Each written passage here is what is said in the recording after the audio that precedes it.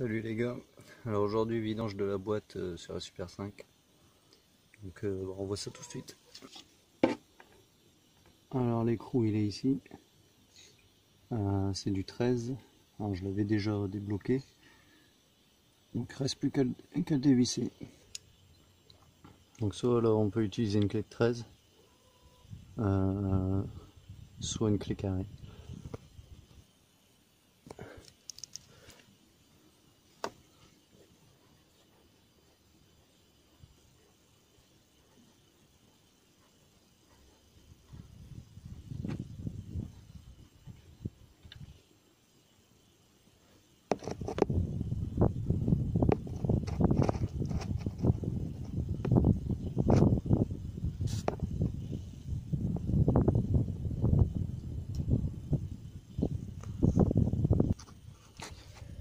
Alors pendant que ça finit de s'écouler, j'avais regardé le niveau au niveau du bouchon, donc je vous mets une petite photo. Donc voilà, le niveau il est à ce niveau là, donc il est clairement anormalement bas. Alors, désolé pour le vent, je viens de verser,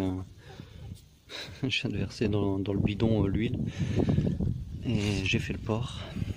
Heureusement j'avais prévu le coup, j'avais mis un chiffon. Donc si on regarde le fond du bac, alors je sais pas si ça se voit dans la vidéo, mais on voit de la fine limaille. Bon, je vais dire par rapport à son âge, etc., c'est normal, hein, mais bon, ça m'inquiète pas plus que ça. C'est vraiment fin. Donc bien sûr, on change toujours le joint. Hein. C'est un joint en cuivre, ça vient s'écraser. On a le joint neuf.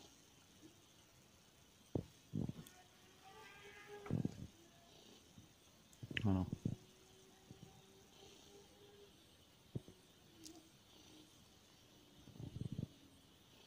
Alors, il n'y a pas l'air de fuir, mais bon, étant donné que je change de cardan, j'ai commandé le joint SPI et je dois démonter celui-là. Donc pour filmer, c'est une vraie galère. Je vais essayer de positionner la caméra si j'y arrive. Si j'y arrive pas, ben, je ferai ça hors vidéo et puis voilà. Après, bon, c'est pas un tuto, hein, comme je vous ai déjà dit. Donc si vous voulez voir comment on démonte un joint SPI, il y a des bons tutos sur YouTube. Moi ici je vais essayer la technique qui est décrite dans la RTA, c'est-à-dire de prendre un chasse-goupille et de taper sur le bas du joint SPI pour pouvoir le faire pivoter et ensuite l'extraire. Bon, ok, alors ça fonctionne. On voit que sur le haut il sort. Donc bah il va falloir, je vais essayer encore de taper un petit peu et puis après il faut que j'arrive à le choper avec une pince multiprise. Ça va être autre chose. Bon, j'arrive pas à l'attraper avec ma pince multiprise. Donc je vais faire la méthode avec une vis. Ça consiste à visser une vis dedans en fait. Et ensuite venir la tirer avec une pince quoi. Bon, j'essaye ça, je vous tiens au courant. Bon, après une grosse galère parce que j'arrivais pas à enfoncer la vis dedans. Donc j'ai pris une vis à placo, mais j'y arrivais toujours pas. J'ai dû pré-percer avec une fine mèche, donc la plus petite, hein, je sais plus c'est du combien, c'est du 2 je crois, pour dire de faire un pré-trou pour pouvoir rentrer une vis. Donc là j'y suis arrivé, maintenant je vais essayer de la tirer. Et pareil, je peux pas faire ça en tenant la caméra parce que là j'ai besoin de passer mes mains. Et par en dessous la vue elle est moche. Voilà. Bon voilà notre joint SPI. Ah saleté. Bon je l'ai bien mouché. Donc bah je pourrais même pas m'aider de celui-là pour remettre le nouveau. Ah oui, et puis là à ce niveau-là, là, dans la gorge, il y a un joint torique. Donc pareil, hein, à remplacer. Donc voilà, je vais nettoyer ça et puis je vais remettre le nouveau joint. En espérant pas avoir de fuite. Parce que putain là j'aurais l'air con, hein. Celui-là il fuyait pas. Bon je vais chercher le nouveau joint.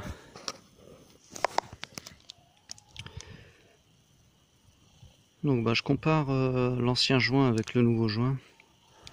Bon, bien sûr, j'avais regardé avant les dimensions. Donc ça correspond. Donc je vais pouvoir le mettre.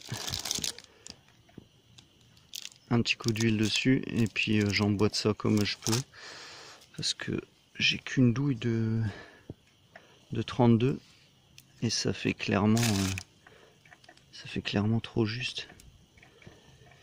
Donc c'est pas cool du tout. Donc je pense que je vais plutôt tapoter doucement tout autour. Et puis voilà, parce que là franchement je le sens pas du tout si je frappe là. Ouais, je risque de l'écraser. Donc je vais plutôt tapoter tout autour avec un carré comme ça, une rallonge. Et puis on verra ça. Ok. Bon, ok, on sort pas mal là. On a l'air bien. Donc, joint spi remplacé. On va voir pour le joint torique maintenant. Alors, là-dessus, il n'y a rien à indiquer. Alors, non. Ouais, ça semblerait être ça. La R17. Ça me paraît un peu petit. R17 IO R16 pour que je compare R16 R17. Il n'y a pas de R16 apparemment.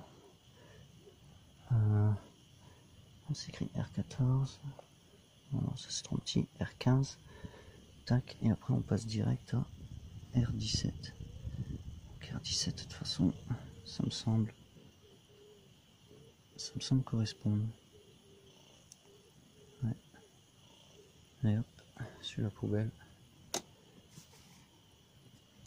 Et puis on va prendre un petit joint comme ça. Ah, ça me semble bien. Hein. Ça me semble bien.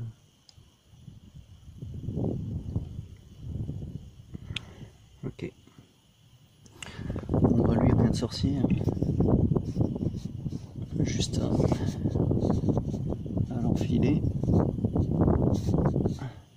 Tac. C'est tout. Bien là dans la gorge. Ça me paraît bien. Allez, remise en place du nouveau cardan. Alors ici le nouveau cardan. Donc il va falloir l'enquiller hein, dans la cannelure. Et puis ici insérer voilà, la goupille qui est fournie avec. C'est une double goupille en fait. Une fine qui rentre dans une plus grosse. Et puis ici la petite bague hein, qu'on récupère si on l'a pas. Et qui vient s'enfoncer dans le cardan. Donc jusqu'au bord quoi on va dire. Et puis qui va venir en appui sur le joint spi en fait. Donc voilà, il faut venir ici mettre le cardan, aligner les trous du cardan avec les trous de la cannelure.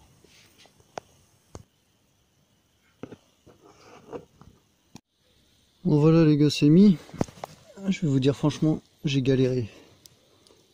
Et quand j'ai vu cette partie là qui est tombée, j'ai fait putain, j'ai pété une cannelure. Et ensuite j'ai vu qu'il restait un morceau comme ça dedans. Là j'ai dit bah non, j'ai dû péter la goupille aussi. Et en fin de compte non, il y avait ça de coincé dedans. Donc de la précédente goupille. Et c'est vrai que la précédente était cassée et comme un con j'ai pas regardé si ça restait dedans. Franchement j'ai rien vu du tout là quand j'ai mis le cardan. Donc voilà, là c'est en place. Vous voyez la bague ça fait ça en fait. Voilà. Là ici la goupille c'est normal hein. Elle sort un petit peu. Alors je vais tourner le cardan. Là on voit bien qu'elle est au bout. Donc voilà, cardan côté passager posé. Désolé pour les prises de vue mais allongé sous la voiture c'est pas top. Allez on passe de l'autre côté maintenant. Côté boîte. c'est plus facile. Alors côté conducteur, on a une vis ici, une vis ici et une vis là. Donc c'est du 13. Voilà. Et là il n'y a plus qu'à tirer.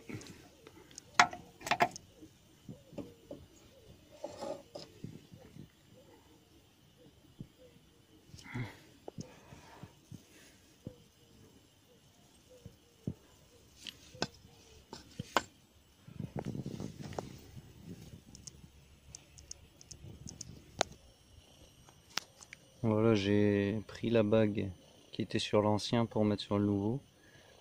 Et puis il reste plus qu'à monter. Bon, voilà, hein, de ce côté-là, c'est rapide. Surtout quand tout est démonté. Allez, plus qu'à passer au remplissage.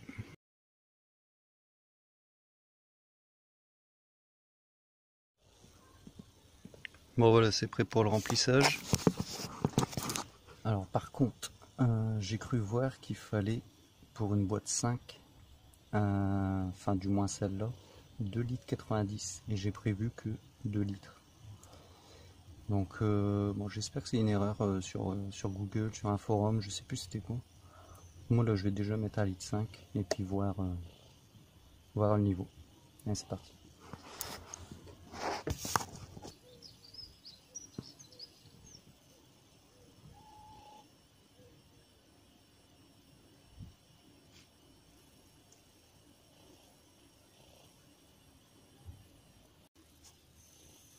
Bon, j'ai mis les 2 litres.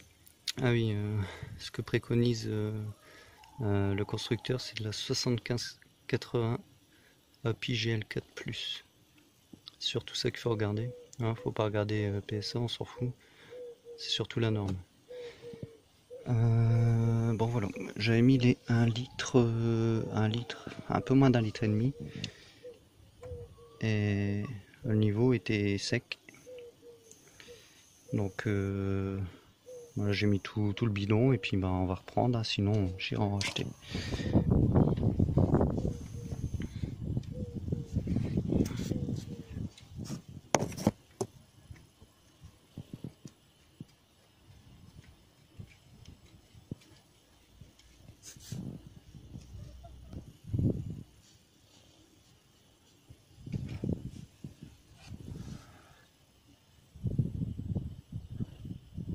Ok.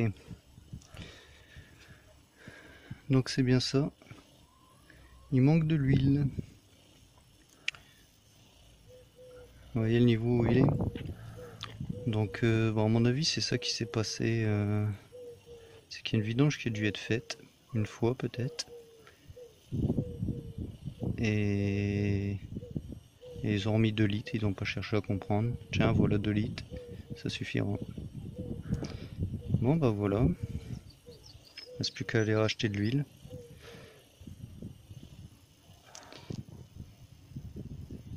Et bien voilà les gars, c'est ainsi que se termine cette vidéo, donc j'espère que ça vous aura plu.